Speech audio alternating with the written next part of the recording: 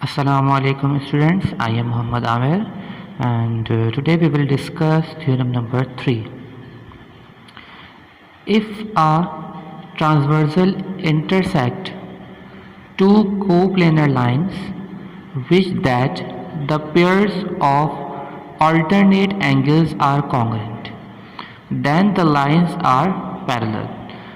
अगर transversal intersect हो, transversal lines जो है वो इंटरसेक्ट हो कोप्लेनर लाइन से such that the pairs of alternate angles are congruent, तो उस वक्त जो आपके ऑल्टरनेट एंगल्स बनेंगे वो कॉन्ग्रुएंट होंगे, बराबर होंगे. Then the lines are parallel, तो आपने क्या प्रूफ करना है कि दोनों लाइंस जो हैं वो कैसी हैं, पैरेलल हैं. तो आपने कोप्लेनर लाइंस जो है वो आपने बना दी हैं. एक को आपने क्या कहा ए बी, एक को आपने क्या कहा सी डी, और एक ट्रांसवर्सल लाइन जो है वो अब आपने इन दोनों की तरफ से इंटरसेक्ट करी, जिसकी वजह से आपके पास टू अपोजिट एंगल्स बन रहे हैं जो कि कैसे हैं, कॉन्ग्रुएंट है. मतलब एंगल 1 जो है वो बराबर किसके होगा, एंगल 2 के. गिवन हमने क्या कहा कि A B and C D are two coplanar lines, क्योंकि इसमें सवाल में गिवन था. हमने कह दिया कि ए बी और सी डी जो है वो क्या है, कोप्लेनर लाइंस हैं. एंड ट्रांसवर्सल, और जो ट्रांसवर्सल है उसको हमने क्या कहा, नाम दिया ई से लेकर एफ तक का.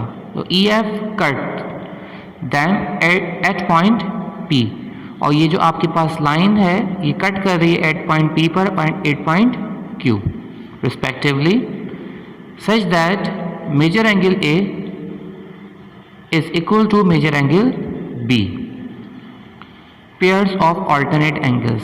और यहाँ पीछे ही प्रूफ करके आ चुके हैं जो ऑल्टरनेट एंगल्स आपके पास होते हैं वो कैसे होते हैं, इक्वल होते हैं.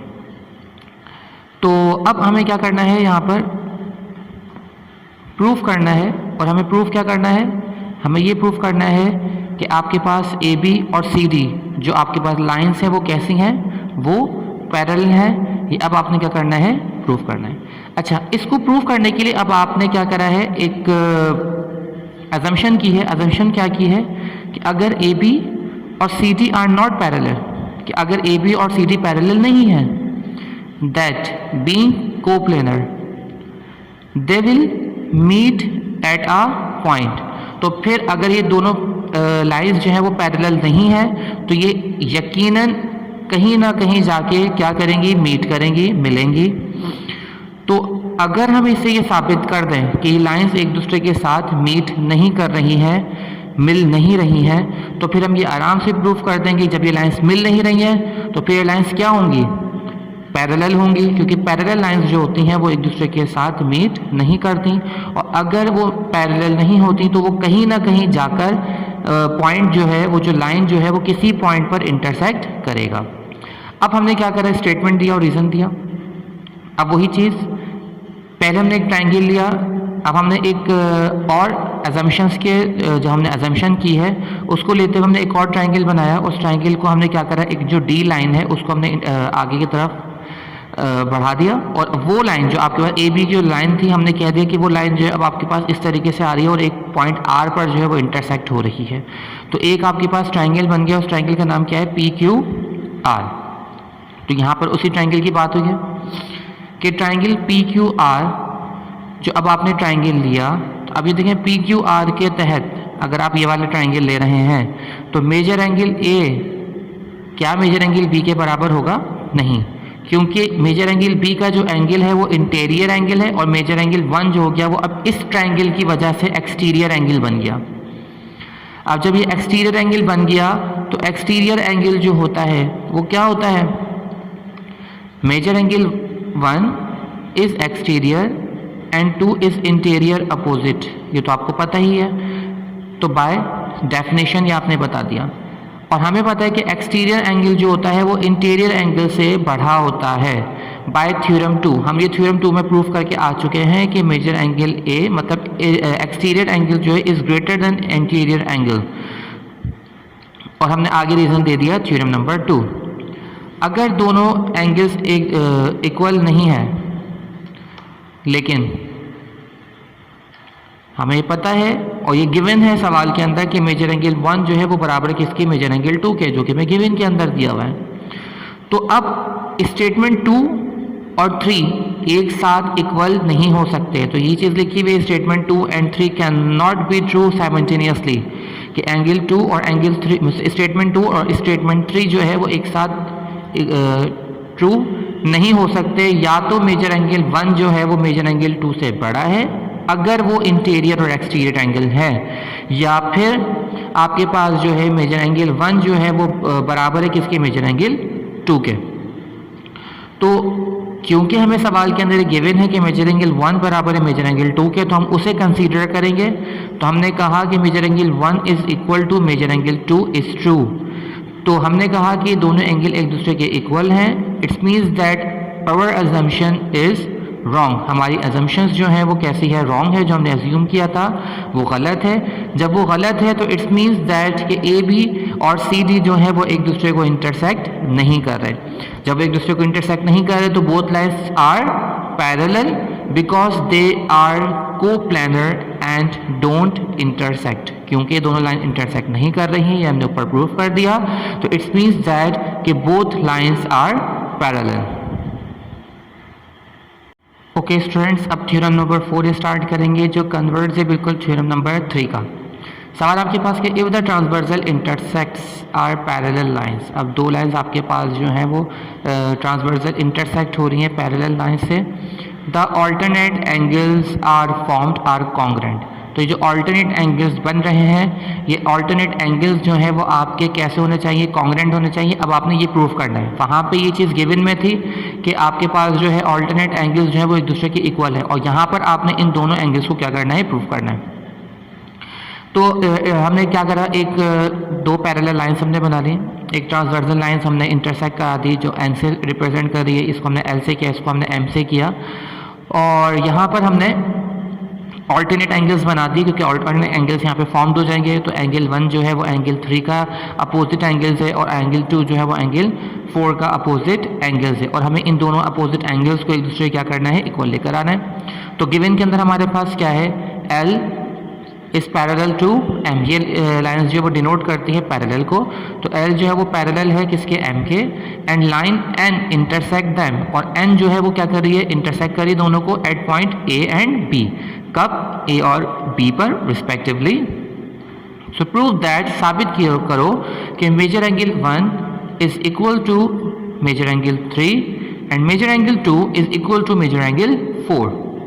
वही चीज़ जो हमने प्रीवियस क्वेश्चन के अंदर, कोई चीज़ हमें क्या करनी हो, अगर प्रूफ करनी हो तो उसे गलत साबित करने की कोशिश करो, थ्योरम का रूल है। अगर वो गलत साबित नहीं होती है तो वो क्या हो जाएगी, खुद ब खुद साबित हो जाएगी कि अगर वो चीज़ ये ऐसी नहीं है तो फिर वो उस तरीके की होगी। जैसे कि हमने प्रीवियस थ्योरम में किया था कि हमने उसको लाइन को पैरेलल प्रूफ करने के लिए हमने क्या प्रूफ करने की कोशिश करी कि वो लाइन्स इंटरसेक्ट हो रही हैं या नहीं हो रही।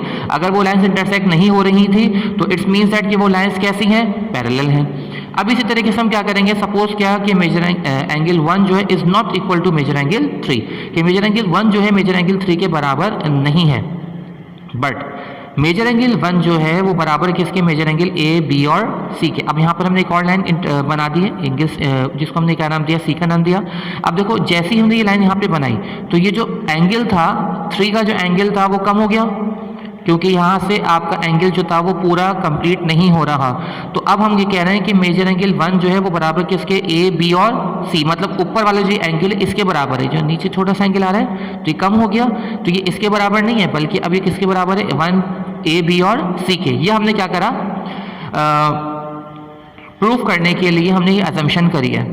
तो अब क्या करेंगे, अब हमने जब ये एंगल बना दिया तो मतलब क्या है कि हमने एक बी सी की लाइन हमने यहाँ बनाई है, डोंट लाई ऑन एम, कि जो लाए है मतलब बी और सी की जो लाइन है वो एम से लाए नहीं कर रही।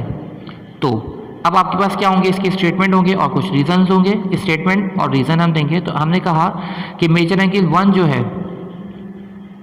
वो इज इक्वल टू बराबर है किसकी, major angle A B C के। ये हमने अजम्पशन की, सपोजिशन करी, हमने रीजन में क्या लिख दिया, बाय सपोजिशन।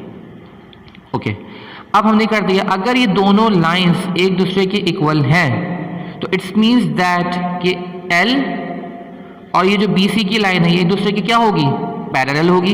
ये दोनों एक दूसरे के पैरेलल क्यों होंगे? क्योंकि हमने थ्योरम नंबर 3 में पढ़ के आ गए हैं कि अगर दो लाइंस एक दूसरे के पैरेलल होती हैं तो उसके अपोजिट एंगल्स एक दूसरे के इक्वल होते हैं। ये हमने थ्योरम नंबर 3 में भी क्या करा था? प्रूफ किया था। तो अगर आपके पास हम ये प्रूव कर रहे हैं कि 1 और मेजर एंगल ए, बी और सी इक्वल हैं, बराबर हैं, अगर हमने अजम्पशन की है, सपोजिशन की है, तो एंगल लाइन एल और लाइन बी सी जो है वो एक दूसरे के क्या होनी चाहिए? पैरेलल होनी चाहिए, बिल्कुल होनी चाहिए। तो हमने क्या करा कि एल जो है इस पैरेलल टू बी सी, और यहाँ पर हमने क्या करा? हमने बता दिया angle 1 and angle A B C are congruent. Theorem 3 की वजह से दोनों एक दूसरे के क्या हैं? कॉन्ग्रेंट है, क्योंकि ये अपोजिट एंगल्स बन रहे हैं। लेकिन सवाल के अंदर तो ये है कि एंगल एल, लाइन एल जो है इस पैरेलल टू एम, कि एल जो है वो एम के पैरेलल है, क्योंकि सवाल के अंदर मौजूद था, मतलब गिवन था, हमने आके लिख दिया given. So it's means that कि दो स्टेटमेंट जो हैं ये 2 और 3 जो है वो एक दूसरे के साथ मतलब एक साथ जो है वो ट्रू नहीं हो सकता। तो जब ये एक दूसरे के साथ ट्रू नहीं हो सकता तो इट्स मीन्स दैट कि एंगल एल जो लाइन एल जो है वो पैरेलल किसके होगा? लाइन एम के। एल जो होगा वो पैरेलल किसके होगा? एम के।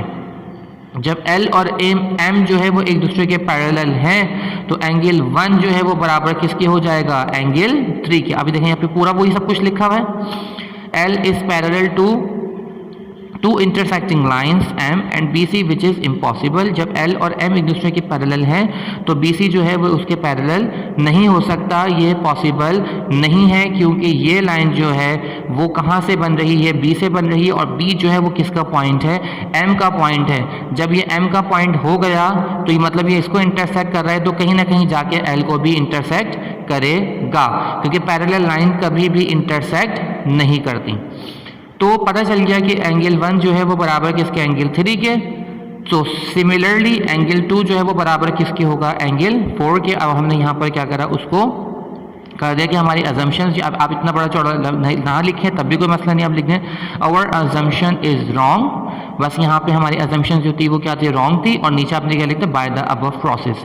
अगर पूरा थ्योरम इसी तरीके से आप लिखना चाहें तो लिख दीजिए, वरना आप जो है वो ऑन वर्डिंग भी जो है वो थ्योरम को बना सकते हो, अगर आपको वो थ्योरम समझ में आ जाए। Okay students.